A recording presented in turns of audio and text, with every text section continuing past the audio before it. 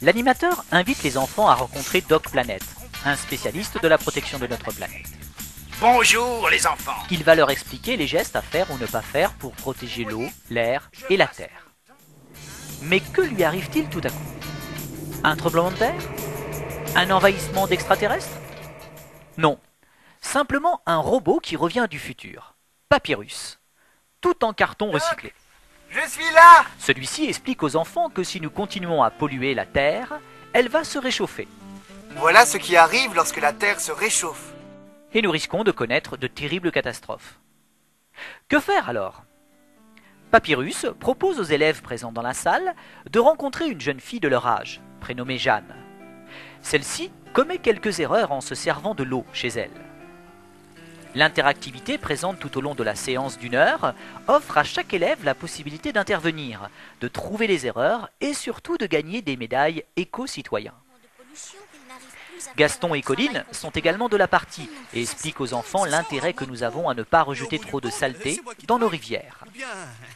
Hélas, un petit tour dans une station d'épuration nous montre dans quel état se trouve l'eau qui repart de chez nous.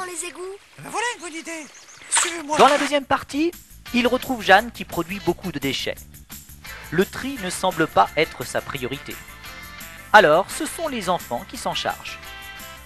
Trier pour quoi faire? C'est ce que l'animateur propose d'expliquer aux enfants en suivant tous les déchets jusqu'à leur lieu de recyclage. Cela permet aux élèves de comprendre l'utilité de celui-ci.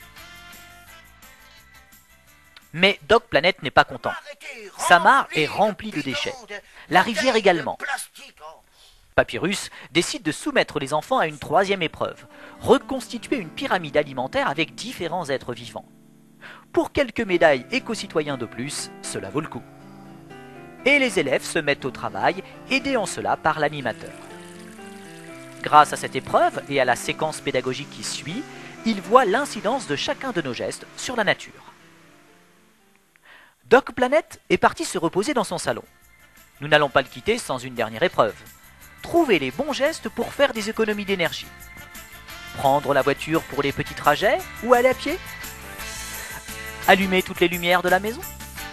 Augmenter le chauffage ou bien mettre un vêtement sur soi? Après avoir répondu rapidement à ces dernières interrogations, il est temps de la remise des trophées. Doc Planet est chargé de remettre à l'animateur le diplôme de l'éco-citoyen pour les enfants. Il se dépêche, car Papyrus veut s'en aller. Et je crois bien qu'il souhaiterait savoir comment celui-ci est fait. Quoi? Me démonter? 1 heure d'animation interactive pour que les élèves prennent conscience de l'importance de chacun de leurs gestes au quotidien. Un dossier d'exploitation est remis à la fin de la séance.